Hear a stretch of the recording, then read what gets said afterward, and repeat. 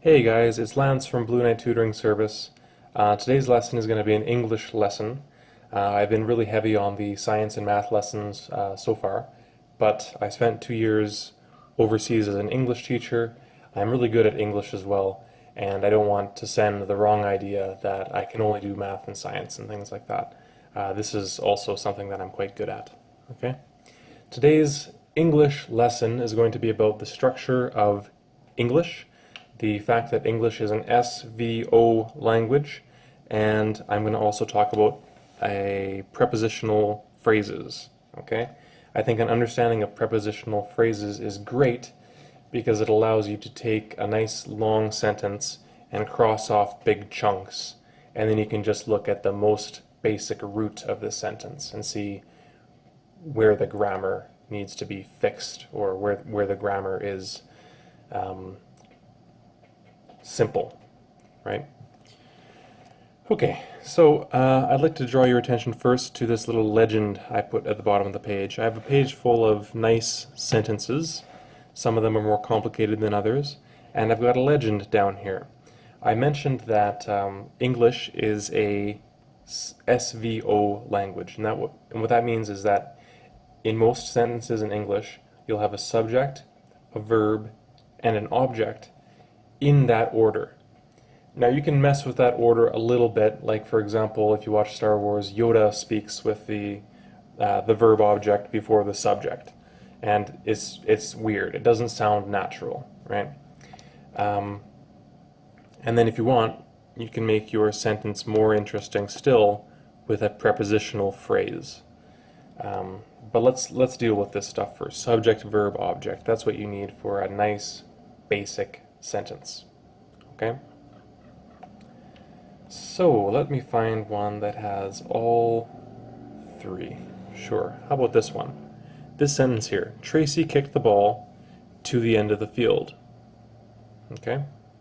Now, to the end of the field is a prepositional phrase, and I'll talk about that a little bit more closer to the end of the video.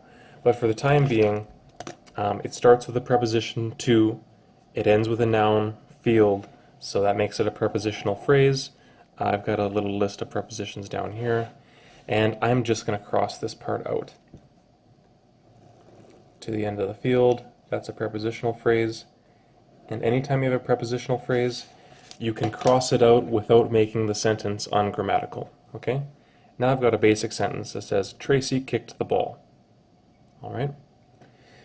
Now, in order to find the subject and the verb and the object of this sentence, this very simple sentence, we have to think about it a little bit, right?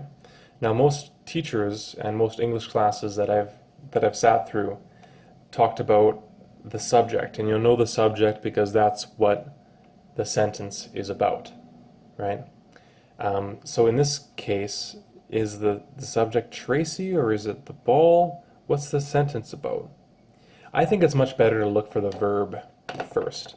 The verb is always easy to find, so I think it's easier to look for the verb instead of looking for the subject, right? Because the subject has a very special meaning, and that meaning isn't the same as what's the sentence about, okay? So Tracy kicked the ball. There's only one verb in that sentence, and it's kicked. Right? That's easy. Now, what is the subject? The subject of a sentence is the person or the thing that performed the verb of the sentence, okay? So, kicked the ball. Who kicked the ball? Tracy did. Tracy gets to be our subject. Okay? So Tracy kicked. And in this case, we also have an object. Not all verbs have an object. About half of them do. And kicked is a verb which has an object. It's a transitive verb. All right? So in this case, the ball is the object. So the subject-object relationship is the doer of the action is the subject, and the thing which is affected by the action is the object. Okay? Not all sentences have an object. Not all verbs have an object. For example, if I were to say, Jenny slept, there is no object there. Nothing is affected by that action. Where if I said Bruce ate a hamburger, you can't eat without having something to eat, right? There has to be an object for the verb ate. Okay? So I hope that clears up subject, verb, object. In English, our sentences will always have subject, verb. Sometimes it will have subject, verb, object, and usually they'll be in that order. Okay? And then you can tack on prepositional phrases to make your sentence more interesting. Let's try another one. This one. Shelley loves reading French comic books. So, what's the verb? You might be thinking that the verb is reading. That's not actually the case. Anytime you have ing at the end of a verb, it changes the verb to a gerund, which is a noun. So reading is a thing. Read is a verb. Reading is a concept. It's a thing that you can do, right? The verb in this sentence is loves. Okay? The subject is the person who loves, right? Who loves? Shelley loves. And the object of the verb loves is this whole thing, reading French comic books. Because this little phrase acts like a big noun. The thing that she loves is reading French comic books. Okay? So let's talk a little bit more about prepositional phrases. I think that we're probably clear on subject, verb, object stuff. Let's talk about prepositional phrases. Now, a prepositional phrase is great because it allows you to take a sentence which is short and boring and you can throw some more color into it. You can throw answers to questions that the reader might have about your sentence.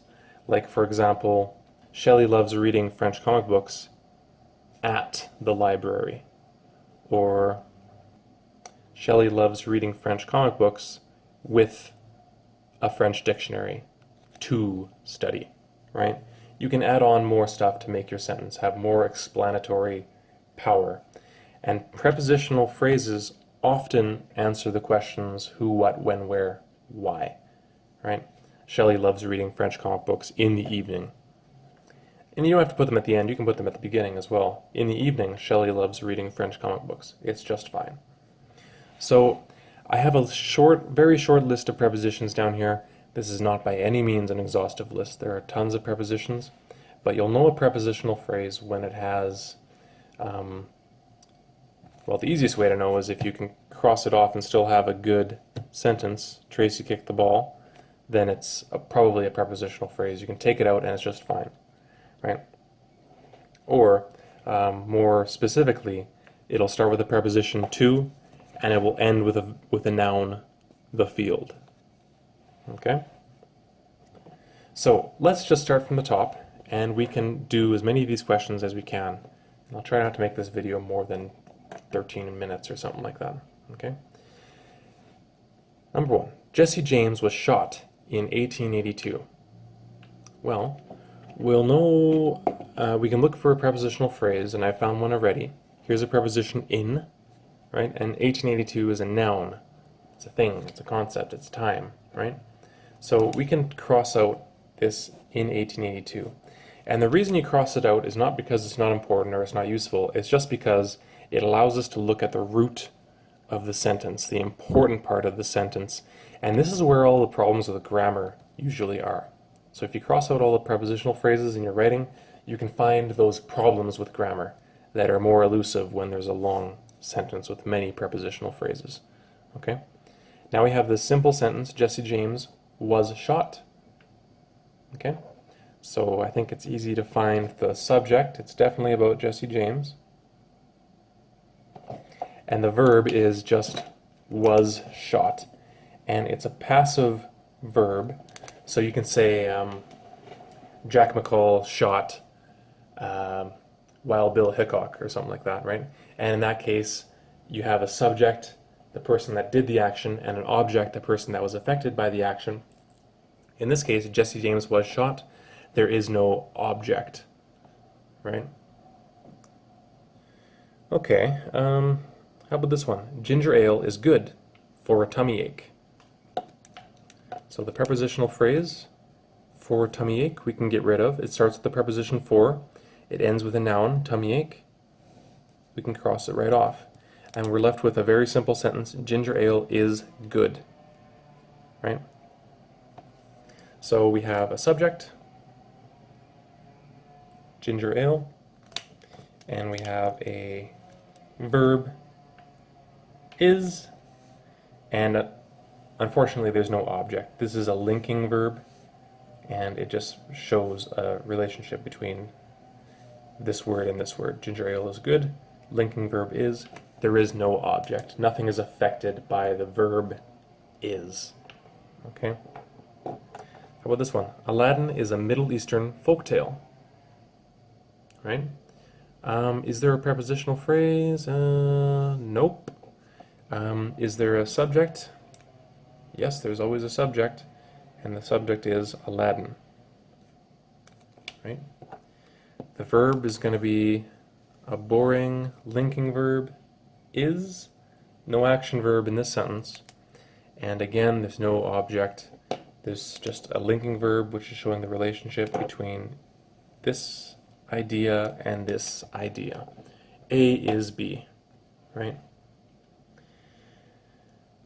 I think now would be a good time to introduce the very simple concept of the predicate. Predicate is hard to explain unless you explain it in the terms of the subject. Every sentence has a subject and a predicate. The subject is easy to find, and the predicate is just everything else, right? So if I underline all this stuff, is a Middle Eastern folktale, that's my predicate. The predicate is everything that's not in the subject, and everything in your sentence will be either the subject or the predicate, okay? My friend Jeanette loves vanilla ice cream. Well, the verb is loves. The subject is my friend Jeanette. Is there an object? Yes, there is. Vanilla ice cream. No prepositional phrases, but if we want to find the predicate, all we got to do is cover up the subject and underline everything else. Okay? Loves vanilla ice cream is our predicate. Okay, how about this one? I like to use gel pens, but they are expensive. So this is a sentence which has two different clauses. I'm not going to look at this one. This is not a prepositional phrase. It's a dependent clause, but we're not going to talk about that today. So, but they are expensive. Let's ignore that part. We'll look at the main part of the sentence. I like to use gel pens.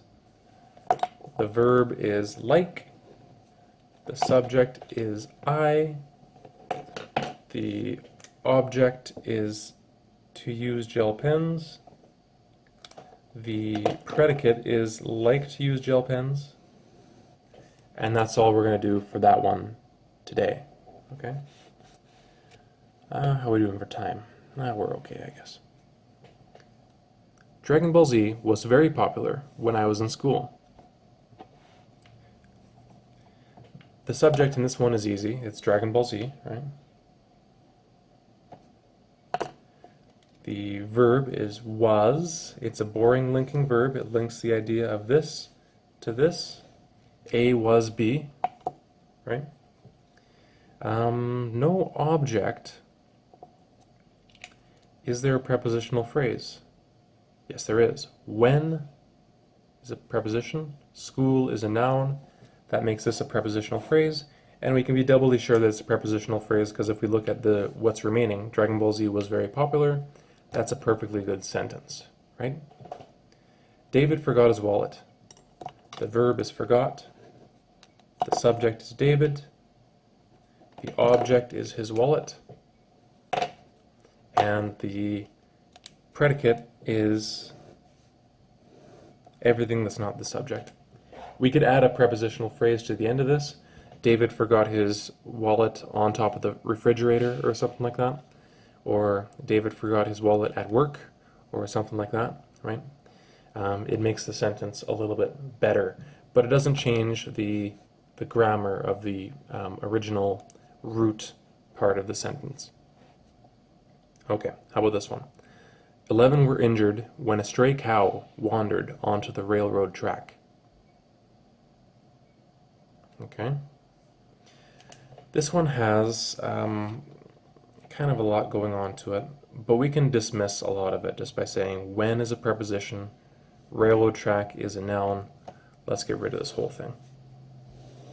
There's kind of a clause within a clause in this sentence, but let's just look at 11 were injured. The subject is the 11. The verb is were. It's not an action verb, it's just a boring linking verb, and it links these two concepts. There's no object, and the predicate is were injured when a stray cow wandered onto the railroad track. Okay. So I guess that was a little bit of material to cover. I hope I didn't go through it too fast.